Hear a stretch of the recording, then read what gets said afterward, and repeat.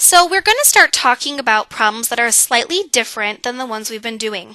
All we're going to be doing is looking at problems where if we are graphing a system, instead of having an equal sign, we have an inequality symbol. So let's review. In Chapter 5, we actually learned how to graph problems like this. We said we would start at the -3. We would go up 4 over 1, up 4 over 1, and then we could also go down 4 left 1. Now because there's no equal to symbol here, we would make this line dotted. So when I draw this line, I would make it dashed on the graph. And we said that because there's a greater than, we would shade above this line.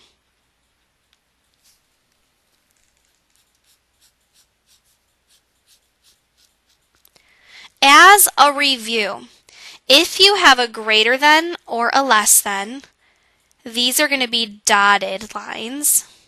And if you have a greater than or equal to or a less than or equal to, these are going to be solid lines. If you have a greater than or equal to, you're going to shade above. And if you have a less than or equal to, you are going to shade below. So basically, equal equals solid, not equal is dotted, greater than is above, less is below. Now we learned this in Chapter 5. What we're going to be doing in this chapter is just graphing more than one of these inequalities at a time and looking for where their shaded parts overlap each other. Systems of inequalities are all of the points. Finding a solution means finding all of the points that make both inequalities true. It would be impossible to make a list of all of these points, so we usually just graph and shade to represent the answers without having to try to list them out. What we do is we graph each inequality separately. We look for where their shaded sections overlap. Any points that are inside the overlapping shaded parts are solutions. So since there are going to be entire regions of the graph that are shaded, there are going to be tons and tons of solutions. All right, let's try an example. So for problem number 1, I'm going to graph this first one in purple, and I'm going to graph the second one in red, and I'm going to see where their shaded parts overlap. For the shading, I think it's really important to use a pencil because we're going to want to make sure that we shade very lightly. So I would make sure I have a pencil out next to me when I'm doing this. All right, so purple line. Start at the -2. Down 1, right 1, down 1, right 1, down 1, right 1, down 1, right 1. Up 1 left, up 1 left, up 1 left, up 1 left. I'm just graphing the slope and the y-intercept. Now I'm going to make this one dotted because it's not equal to, and I'm going to shade above because it's greater than. So if I make this a dotted line,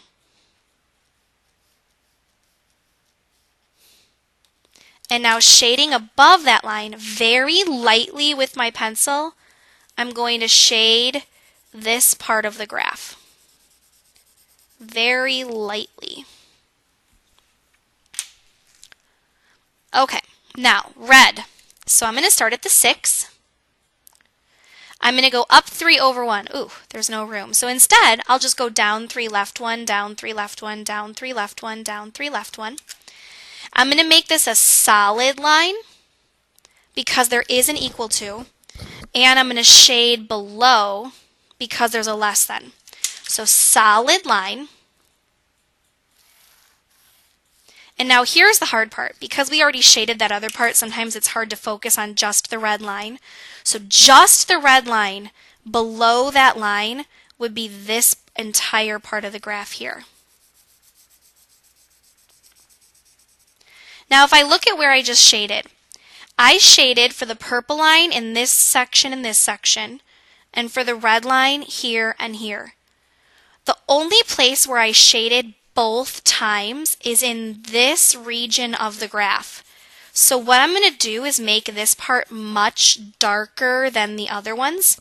You'll notice I'm really pushing hard with my pencil. I'm making it very clearly darker than the other ones. That is the solution. These other two sections we could even erase if we wanted to, because those would not be considered part of the final answer, since we did not shade for both lines in those sections. I think it's going to be very important to shade carefully and look for your pencil here. That's it. That's how you do these problems. Let's try another couple problems. So, for problem number 2 here, I'm going to need to rearrange the first equation. Right now the y is not by itself, so it's going to make it very hard to graph and shade. So for the first equation, I'm going to take the x minus y greater than or equal to 4, and I'm going to start by subtracting the x. Now I get negative y is greater than or equal to negative x plus 4. And next I'm going to divide everything by negative 1. Now if I think back to when I learned about solving inequalities, I just divided by a negative.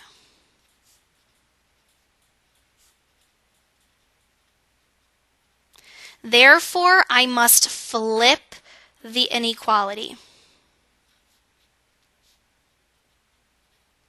When I divide by that negative, I get y, positive x, and negative 4. So my rearranged equation would be y is less than or equal to x minus 4. Now this graph would start at the negative 4, and I would go up 1 over 1, up 1 over 1, or down 1, left 1. This is going to be a solid line because it's equal, and I'm going to shade below because it's a less than. So, on this graph, I would make this a nice solid line, and lightly with my pencil, I would shade below. Now, one thing that sometimes helps students is if I put diagonal lines dashing out in one direction underneath this line, and when I shade the other one, I put my diagonal lines crisscrossing that, so going the other direction, that helps to see where they overlap a little bit better. Now my second line looks a little bit weird. It's just a y is greater than 2. There are no x's. That is my clue that I need to use Vuxhoy. If it's a y, it must be a horizontal line. Now this line is going to be dashed because there's no equal, and I'm going to shade above because it's a greater than. So I'm going to put my straight edge at the positive 2. I'm going to make this a dashed line, and I'm going to shade above that line with my crisscrossing diagonals. So I went from up to down. Now I'm going to go from down to up like this. Now based on this picture, it doesn't look like the shaded parts overlap. So sometimes the trick is you need to expand your graph. If I keep going to the right here, I can see that these shaded parts actually do overlap. It's just off the edge of the graph a little bit. Now the good news for you is that on a test or a quiz, I will make sure that that part is part of the graph. But I just wanted to show you that sometimes, even though you can't see it, the shaded parts really do overlap. It's just beyond the scope of what we're looking at. Let's try another example. So for problem number 3, the first thing I would do is rearrange equation 1 and get the x by itself. Now there is no y in this problem. So I would get x is greater than 0. When I see that, I immediately think about Vuxhoy. This time the equation has an x, so it would be a vertical line at 0. It's going to be a dashed line because it's not equal to. And this is the only time where shading above and below doesn't work because you can't go above a vertical line. So we would shade to the right because it's a greater than. Now again, I'm using diagonal lines going in one direction, and then when I shade the other one, I'm going to make my diagonal lines go in the other direction so I can clearly see where they overlap. Now in the second equation, things look a little bit weird. I'm very used to having the y go first, so what I would do for my second equation is just flip-flop. So do the hokey pokey and you turn yourself around. You'll notice the symbol changed directions because I flip-flopped it. This line is going to start at 0 and go up 1 over 1 because there's an invisible 1 here and there's no number at the end, so the y-intercept must be 0. It's going to be a solid line, and I'm going to shade above because there is an equal to and it is a greater than. Solid line. Now I'm going to shade above that line, but instead of making my diagonals go this way, I'm going to make my diagonals go the other way. Now I am going to know where my overlapping region is because as you can see here, the diagonals make crisscrosses and go in opposite directions. So my final answer is going to be to make this region of the graph shaded much darker than the other ones. And that would be my solution. All right, let's try a few more examples here. In number 1 here, we get a little bit more complicated because this time there are 3 inequalities we need to graph, not just 2. So I'm going to make the first one purple. Now, I'm going to start at the 2. I'm going to go down 1, right 1, down 1, right 1, down 1, right 1. I could also go up 1, left 1, up 1, left 1, up 1, left 1. This is going to be a solid line, and it's going to be shaded above. So I'm going to make this line solid because there is an equal to, and I'm going to shade above because there's a greater than. I'm going to make my little diagonal shades. Now the second line, I'm going to make red. I'm going to remember Vuxhoy. This is going to be a horizontal line. It's going to be dotted, and I'm going to shade below because it's a less than and it's not equal. So I'm going to find the positive 4. I'm going to make a dotted line there.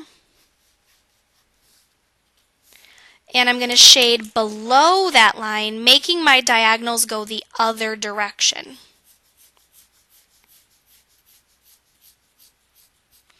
Now, based on just those 2 graphs alone, I can see that my overlapping section is this triangle. So what I might do here to make my life a little bit easier, since I know I've got to graph one more line, is I might erase the parts that I know I don't need, so that I can just see the parts where those already overlap. Last line, I'm going to make this one green. I know I'm going to use Vuxhoy again.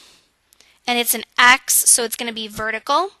It's going to be dotted because there's no equal to. And I'm going to shade to the left because you can't go above or below a vertical line. So it's going to be dotted at the positive 3. I'm going to shade to the left of that line. Now if I look at where I've already got shaded parts, to the left of there, it's going to end up being that they overlap just for this little triangle right here. Because that's the part where I had already shaded and it was to the left of this line. That little triangle would be the solution area of the graph. Let's try one more where there are 3 inequalities. So the first line here would start at 0. Because, again, there's no y-intercept. There's an invisible negative 1, so I would go down 1, right 1, down 1, right 1, down 1, right 1. Or I could go up 1, left 1, up 1, left 1, up 1, left 1. Now this is going to be a dotted line because there's no equal to, and I'm going to shade above because it's a greater than. So I'm going to draw my dotted line here.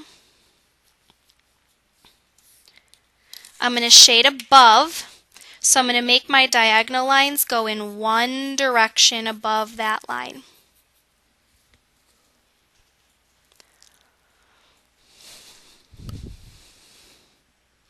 Now, the second line here, I would start at negative 4, make this one red. I would go up 1, over 1, up 1, over 1, or down 1, left 1, because there's an invisible 1 by the x. It's going to be a solid line, because there's an equal to, and I'm going to shade above because it's a greater than. So, solid line. I'm going to shade above, and I'm going to make my diagonal lines go the other direction so I can see where they crisscross and overlap. Now, because I know I've got a third line coming, what I would do here is I would say, okay, well, if they already overlap here in this upper triangle, I'm going to erase these other sections of the graph since I know I'm not going to need them, since I need to look for where these lines overlap. Now, for my last line here, I'm going to make it green. I need to remember Vuxhoy. The Y means I'm going to be using a horizontal line. It's going to be dotted because there's no equal to, and I'm going to shade below because there's a less than.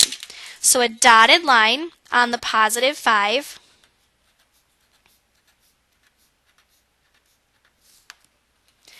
If I look for which part of my shaded area is below that green line, it would be this triangle right here.